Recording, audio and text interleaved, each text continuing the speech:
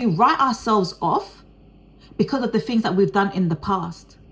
We tell ourselves what we are worthy of based on the situations that's happened yesterday. And so we tell when God has a gift for us and he tries to present it to us and gives it to us, we say, no, thank you. We tell him we refuse the gift. We refuse the gift and we say, God, I cannot accept this thing. I cannot accept this love, this joy, this happiness, this respect, this money, this wealth, this opportunity, this recognition because of things that happened yesterday. Hey everybody, welcome back to my little corner of the internet. Happy New Year. Like, I cannot believe that we are in 2025. Like, I can't believe it that we're in February 2025. If you're one of those people that believe that January is just a dry run, like literally, and actually your new year starts in February, then welcome over here, because I took January off. Basically, I was just resting and praying and fasting and laying down the foundation to just really like outline how I want this year to go, how I want it to go, what are the things in which I need to implement, who's the person that I need to actually become to actually achieve the things that I want to go and see this year. And I just wanted to really focus on my mental health, like my emotional health, and just really other really important aspects about myself. And so I took out January to just do that. So again, like, I don't believe that January you have to go full speed or you have to hit the ground running. I do believe that you can take your time to actually start the year off. And so I'm just really excited to be starting, the year. And it's going to be my first video for the year. And I really just want a lot to change in this channel. Like, I want to create a great community. I want to be more personable, more relatable. I want to be more consistent because you guys have not seen me. Well, I haven't posted anything this year. And the last time I posted something, I think it was like on the 31st of January. So I definitely want to be a lot more consistent this year, maybe every week. So yeah, post a video every single week. So you guys keep me accountable and tell me when I am slipping up. Yeah, definitely. So just to start off the year, this video is about letting go of your past. So I've been seeing so many videos around of videos titled rebrand yourself, reinvent yourself, and it's focused on that exterior. It's focusing on your looks, your clothes, your hairstyle, like all of this. But to be honest, nothing is going to change in this 2025 if we do not fix, not the phone going off. Nothing is going to shift in 2025 if we do not fix how we feel on the inside, if we do not let go of the things that once were, so we can grab onto the things that are actually becoming. Because how many of you guys know that when you're actually so fixated on holding on to something, if you got both of your hands and is holding on to something, but someone's trying to give you a ball or trying to give you a gift, how are you going to be able to actually receive that gift, that ball, whatever it is, when you've got both hands gripping onto something else? So these are for the people who stumble on this channel who has felt as if their past has been holding them hostage. Like, literally, they feel as if like their past is imprisoning them. And it doesn't matter what they have done. They've tried to, again, reinvent themselves, rebrand themselves, become a different person, speak a different way, get new friends, hang around with a different crowd of people. But yet, nothing shifts. It just feels as if their past is constantly chasing them down. And I know exactly what that feels like, because I was one of those people that constantly ruminated about past events. Like, it felt as if like I was placed right back in those moments, those situations where I did the mistake, or I was betrayed, or somebody had left to me, or somebody said something about me, and it gripped me with the same pain and hurt as if it did in that very moment. So in this video, I'm going to talk about how to let go of the past and how to become your best self. It's because that God has already created a future for you. And do you really want to miss out on the future in which he has already ordained for you because you're holding on to something that was? So let's just get into it. So in this video, we're going to talk about how to heal from the past and how to let go of the past, but actually how to also step into the future that God has for you. So let's get into it. So like I mentioned, I've always struggled, let me say always now, but I'm someone that struggled heavily on letting go of the past. Like, I've been a Christian for years, 7, 8 years, but I always struggled to let go of the past. Like, even though God has many promises in his word that tells us that he will never leave us, he will never forsake us. He's got good plans for us, good plans of good and not of evil, that he's created us to go and do good works and do good things. There was something about me that believed it for somebody else, but did not believe it for myself. And although, again, being a child of God, proclaiming his name, believing that he is good, I still could not believe those promises for myself. And the reasons why I struggle to let go of the past, and these are some of the reasons in which I struggle to let go of the past, and I think that's also going to resonate with you. That one is that I identified myself with those things. So when I mean that I identified myself on one of those things, instead of actually thinking to myself that I made a mistake, I would then say I am a mistake. That I maybe was jealous of a friend. I then started to identify as a jealous person. That maybe I had an insecure moment where I gave in to something while wasn't really my best self. I would then call myself an insecure person. So even when I went into brand new situations, brand new environments, when opportunities came and faced my way, I said, I cannot take on this new responsibility or this new opportunity because I'm insecure, because I'm a jealous person, because I don't know how to speak, because I'm not smart enough, because I'm not somebody who has wisdom, because I'm not a good friend. I started to identify my core self as these situations instead of actually saying to myself that this is just a moment that's happened in my life. Second of all, I kept holding on to the past because of protection. And so many of us will actually resonate with this. Like, let's just for an example, that you had somebody who betrayed you. You had a friend, a really, really good friend, a best friend, you can say, and you gave them everything. They knew everything about you. You loved them. Like, you were a loyal friend. Let me tell you something. But yet they betrayed you. And then you started to become somebody who started to have trust issues, and you were weary about giving your trust to other people. And then time passed, new opportunities came, new friendship came, new people came into your life. And instead of actually giving them fresh trust and understanding that this new person isn't this old person, you started to identify and actually build walls up and barriers up that stopped them from even getting close. And so people left, not because they were trying to abandon you. It's just that you weren't an open person. You never gave your trust freely. And that's something that I really struggled with, especially with relational situations. I was somebody who had been betrayed and lied on and spoken badly about and mistreated by family and friends. And then when situations started to come into my life later on, I had that same disposition. I had that same pain in my heart where I wouldn't trust a new friend that came into my life. I wouldn't tell them things. I was so skeptical about their motives. I thought that, oh gosh, like they're only doing this because they feel sorry for me, or they're trying to use me, or they want something from me, instead of actually coming from a place of, curiosity. I want to get to know this person. I wonder what they're about. I wonder how we can get along. Instead of coming with that openness, I came with a heart full of pain and fear. Third of all, the fear of the unknown.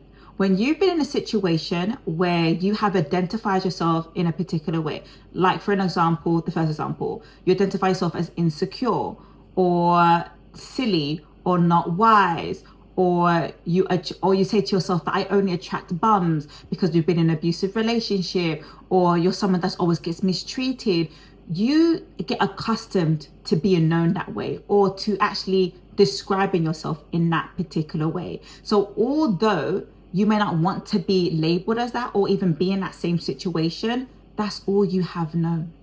And so to think to yourself like, oh gosh, like, what would life be like if I wasn't identifying myself as that? Or what would life look like if I did trust that person? What would life look like if I did enter into a new relationship or a changed career path, whatever it was? It's just too beyond your comprehension. you're just like, oh gosh, like that is more scary than what you're actually currently sitting in. And so sometimes we do hold on to the past because of the fear of the unknown. But one thing that I had to realize is that I had to really look at how the past was blocking me from my future and the future that God had created for me. So like I said in the beginning of the video, I've had issues, or I've had a lot of pain, especially when it comes to relational situation, whether it be with friends, family, and romantic relationships. I feel as if like the enemy had really toyed with me in those areas in my life. And so I've had friends who, again, has lied to me, betrayed me, belittled me, used me as bait. And so when it came to formulating a new friendship, it was just so hard for me. But when I came to realize is that as I was starting to enter into new spaces and I was getting to know new people, I found myself kind of blocking and having my walls up whenever somebody wanted to befriend me. Like if they wanted to invite me to dinner, I'd be like, why? Or somebody was really nice to me, I'd be like, why are they really nice to me? I wonder what they want from me. And I found myself in a time where I didn't have much friends. And it wasn't because anything had happened. It's not because there was a fallout. It's because that I was coming from a position of fear and skepticism. Being a skeptic, really. And they could sense that from me, that like I didn't really want to be in their space, or I didn't really want to build a relationship with them. They could sense that. And what you need to understand is that people are not going to try forever. Yes, they're going to try and make you feel comfortable. Yeah, they're going to try and make you feel loved. Yes, they're going to try and make you feel welcomed. But if you keep acting or responding in a place of fear or defensive, or being defensive, or coming from a place of just criticism or whatever it is, they're not going to stay there for long. Not because you weren't a great person, not because you're not deserving, but because people don't have time for that. They want to be around people who will make them feel welcome and who will easily exchange that trust with them as well. And not only was that, it was also blocking me even in job opportunities. I will get a new job and I will look back on my life and be like, oh my gosh, like I'm not smart enough to get this job. I'm not worthy enough to be paid this much. And the reason why is because that maybe my dad said something to me when I was younger. My mum spoke ill about me. My brothers and sisters thought this about me. And I said, instead of actually thinking that they're two different scenarios, I started to connect two different scenarios. I was taking how their opinions of me and their thoughts of me and how they looked at me in a negative way affect me getting new opportunities. So when job roles did come up, when speaking engagement came up, when I wanted to apply for a role that actually was paying a certain amount of money, which I wanted so badly, I just couldn't fully show up as myself because I couldn't let go of the narrative that was spoken about me or spoken against me. So I realized that I was having issues with creating friends, I was having issues with getting jobs, but I was also having issues with getting into romantic relationships because I was in an abusive relationship with a narcissist for many years. I think it was like 10 years when I was younger, and it was a terrible relationship, but I didn't deal with the pain. Like so many of us, sometimes when we go through a difficult situation, we don't want to take the time out to actually dig deep and go through the pain, because sometimes we don't know what we're going to find there. We don't know how hurt we are, how bruised we are, how broken we are. We don't want to deal with that because life still has to go on, right? And who's got time to be like, sometimes we think to ourselves, do we really have the time to be analyzing what happened in the past? Like, you still need to go to work, you still need to go and pay bills, you still got responsibilities. But when we don't take the time out to analyze and to grieve and to mourn and to be upset about the things that's happened to us, whether that be abuse, betrayal, people speaking negatively about you, it will seep up. And just like the saying goes, you will bleed on people that did not hurt you. Hurt people hurt people. And when, instead of you would then become the person who hurts somebody else. You will also become the person that has been oppressed, but then you start to oppress somebody else because you did not take the time out to actually go through your emotions and deal with the past. And one scripture that actually comes into mind is Isaiah 43:18, where it talks about when God tells us that forget the former things, for I am doing a new thing. Will you not see it? That it will spring up. But the issue is that when we hold on to the past, we don't see the new things that's popping up. We do not see the new plants that's growing, the trees that's blooming. We don't see the fact that the weather has changed from winter to summer. We don't see the new growth that's actually being formulated. And that's exactly where I was. Although I did not want to be in the past, although I didn't want to be stuck where I was, because I just kept being negative and I thought of myself in that way. And the things that the past can shape the way that you see yourself. Your past can shape the way that you talk about yourself. It can shape the way that your belief about yourself and what you deserve and what you're capable of. And when it does that, it can hinder you from seeing what new growth is coming. The fact that new plants are blooming, the fact that God had planted seeds for you to harvest or to reap in a certain season, but you don't even see that because you're holding on to the past. And how I see that, especially like in terms of letting go of the past, is just that I had to see myself as a child, because I think that sometimes as adults, we have this misconception that we should have everything figured out, that we should know exactly what to do and how to do it, that our life should look a particular way and we should be able to do particular things right now. We always tell ourselves, oh my gosh, I'm in my 20s, I'm in my 30s, life should look this particular way. And so we are a lot more harder than ourselves than we ought to be sometimes. But I tend to think of myself as a child, and it makes it a little bit easier for me because I do have a 12-year-old sister. An example that she had an exam and she didn't revise for her exams and she failed miserably. And I remember just asking her about her exams, and I was like, she told me that she failed, and I was like, okay, how do you feel about it? She was so gutted, she was so upset. And I'm not gonna lie, there was a small voice in my head that said, well, do you get what I mean? Like, you didn't revise, so what did you expect? But I looked at her and she seemed so crushed. She was so crushed at the fact that she had failed. Yes, she knew that she didn't revise. Yes, she knew that she would potentially fail, but she gambled on it. Do you get what I mean? But just looking at her, I couldn't be right in that moment. I didn't need to be right in that moment. And so instead of actually telling her like, you deserved it or whatever, I said, you know what? What did you learn from this? How could you better yourself for your next exam? What are you going to do? And she was encouraged. And yet, all the other exams that she took after that, she passed with flying colors, baby. But this is the point that I'm trying to make, is that a lot of us need to see ourselves as children.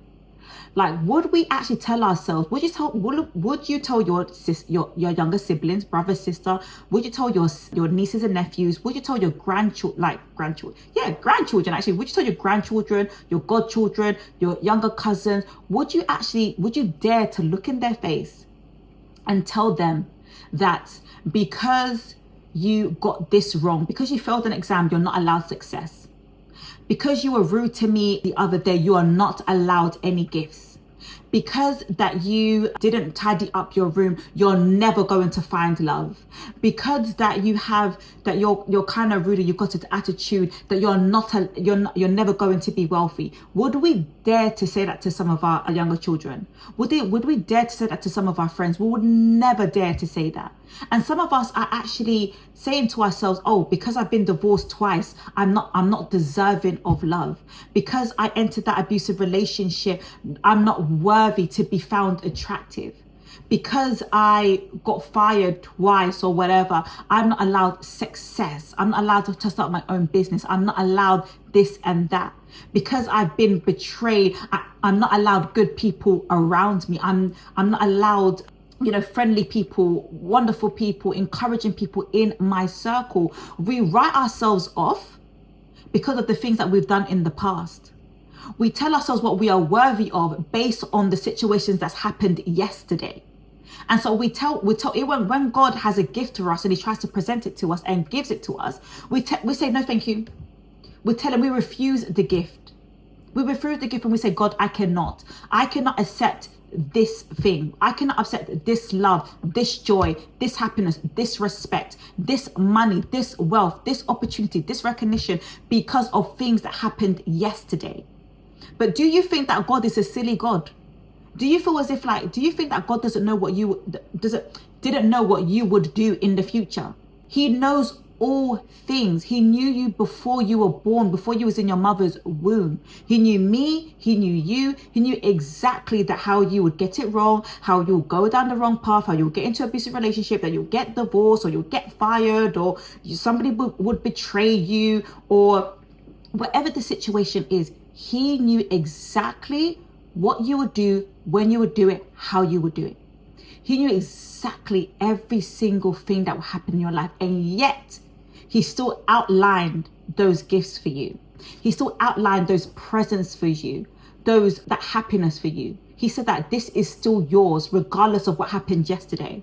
And it got to the point where I had to really sit with myself and be like, oh, you knew this would happen to me, and yet you still gifted me.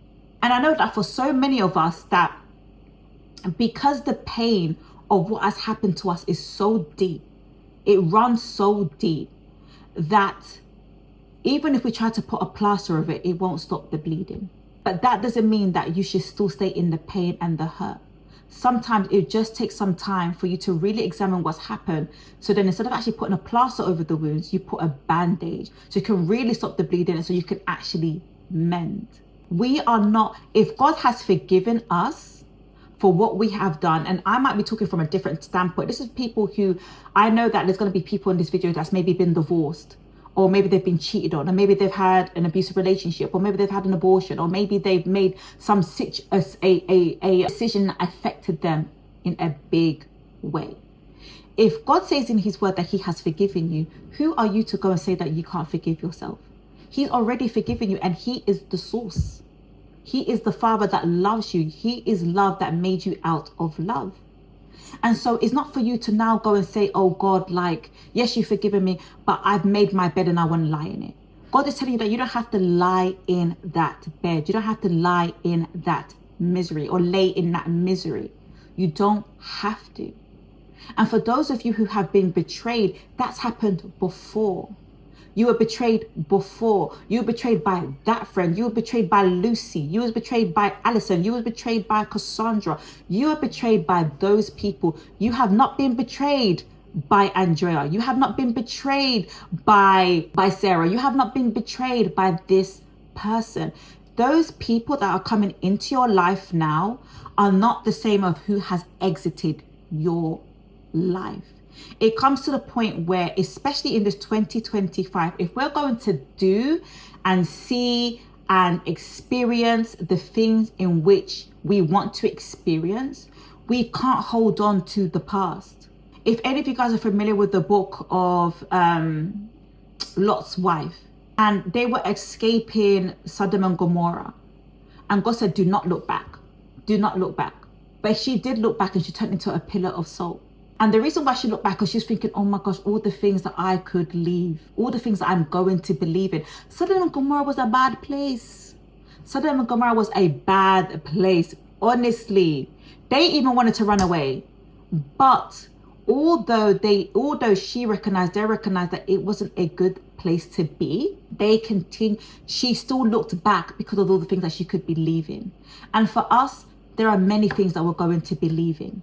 Sometimes like I said, the protection, we protect ourselves. It's like, I don't want to leave this place, because if I leave this place, I can't protect myself in the same way that I have been protecting myself. So you might have to leave protection.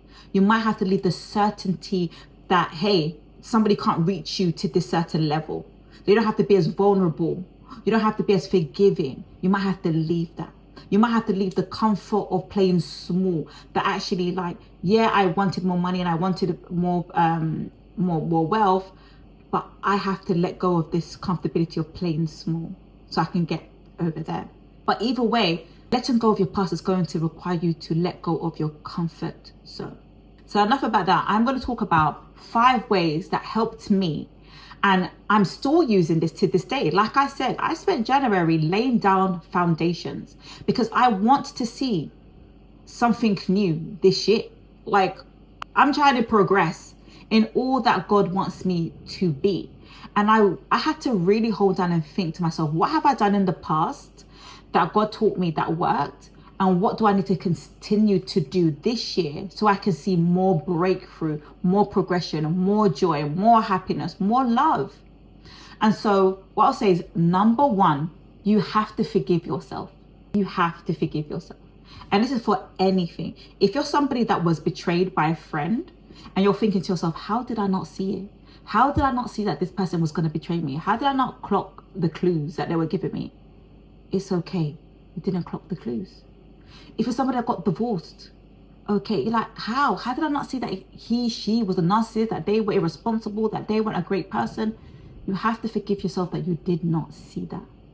If you're someone that got fired from a job, maybe twice, maybe 3 times, and you got fired, forgive yourself for not being punctual or for not being hardworking. Whatever the reason was that you got fired, let it go. Whatever the reason as to why you are upset about something that's happened in the past, forgive yourself. Understand that you operated with the knowledge that you had in that moment. You thought that love was this way. You thought that working hard meant this. You thought that being a loyal friend meant that. You thought that you have to do this to be a good friend. You thought you had to be a people pleaser. Whatever it was, forgive yourself for the lack of knowledge that you had. Or sometimes even the lack of knowledge is the fact that you were taught these things. Forgive yourself that you were taught wrong things. But now it's your duty to learn what healthy looks like, what being a good worker looks like, what being disciplined looks like, what being studious looks like, what being a loyal friend looks like. Forgive that version of you. They only knew what they knew at that time. Forget it.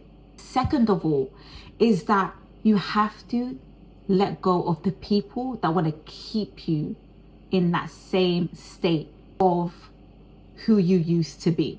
If somebody still wants you to play small now, just imagine you've now decided to change your life. You don't want to play small anymore, but you've got people in your life that love it when you play small. They feel good, they feel powerful when you play small. Let go of that.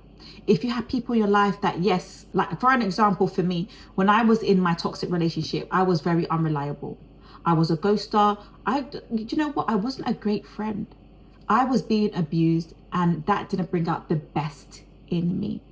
My friends, or the people that had things to say, what they said were true. But I came out of that relationship to better myself, and I started to build myself up. And it didn't matter what I did. It felt as if I owed them. I owed them to show how much I changed. And being in that position where every single time I did something new, I did show that I was reliable. I did show that I've got integrity. Whatever it was never good enough. And they kept reminding me that you used to be this and you used to be that. I told myself, I cannot lose myself to make you happy. I cannot fight to better myself and fight to prove a point to you. And for some of us, we need to let go of those people that want to keep you stuck in who you was yesterday. They want to keep you stuck in how you saw yourself, in the things in which you did, the wrongs for you. Because you might be one of the people that did do wrong, like me. But if you've decided to change and to better yourself, you don't need to live in that position anymore. So let go of every single person, and that includes family as well. Some people that don't want to see that actually you've got boundaries now, that you don't just do whatever they say. If they want to keep you in that position, let them go. Let them go. Because like I said, you cannot fight to become your new self and fight to prove a point at the same time. Third of all, it also goes down to the people around you. Surround yourself with people who see you for who you are going to be, or see you for who you are. God was so good that the moment I started to let go of the people in my life, and there's people which I kept in my life out of loyalty. I had been friends with them for years, 20 plus years. But the moment that I let go of them, God started to bring new people into my life. And they did not have evidence of who I was. They didn't have evidence that I was reliable, integral. They didn't have evidence that I was a giver or I was kind. Maybe I saw a little glimpse in a conversation here and there, whatever. But they called me out. They called me kind and generous and hardworking and ambitious and all of these great words. They spoke life into me before they saw the evidence. So if you are going to let go of your past, you need the future to be spoken into you. You need someone to speak future the future into your life. You need people that are going to see you for who God is trying to create for you to be. These are the people that's going to create the pathways for who you need to be. So again, you need to be really careful about who you enter into your life, because they can make you or break you. Number 4, rewrite your story. Your perspective matters. How you think about your past actually matters. Instead of actually saying that, I wasted years, say that I learned some lessons. Instead of actually saying that I am broken, that I'm not good enough, that I'm not worthy, say that God is building me, that God is molding me, God is shaping me, God is preparing me. Because as a man thinks in his heart, so is he. If you tell yourself that you were stupid, if you tell yourself that, I was stupid, that's why I got myself into that situation. That's why I befriended those people. Said, I had a very carefree heart. I was taught to forgive in this way, but now I'm going to learn what healthy friendship looked like, what healthy loves look like. I was a terrible worker.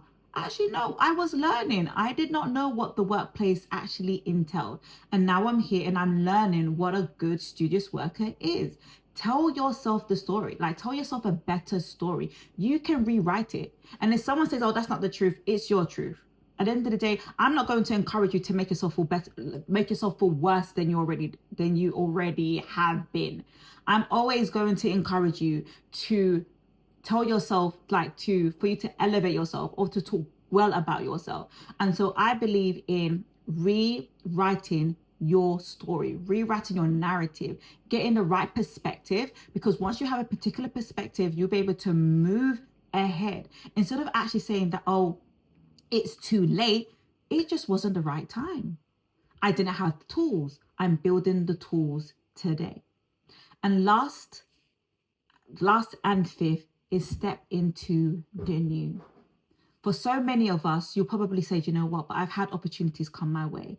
I've had this new job come my way, this opportunity, this friendship, this love, whatever it was that came into my life, and I didn't step into it. Okay, didn't step into it then. It will come again. We have such a merciful God that new opportunities, new mercy never ends. There will always be a new opportunity. And so you want to make sure that when that opportunity comes, you are going to step into the new. It's going to seem scary. If you have somebody, for an example, if you're somebody who has dealt with betrayal, it's going to be scary to trust. But you're only going to build trust by giving that away. Again, I think I've talked about, was in a previous video about how I was so fearful starting my YouTube channel, and God told me to do it. And I was just like, oh gosh, I've had people laugh at me or talk bad about me and being somebody who wanted to do something that was outside of the norm. And I didn't want to do YouTube, but I was like, what? The only way I'm going to not care about other people's opinions, the only way that I'm going to grow in strength in my own, in myself, is by doing it. It's scary, but you're going to have to do it.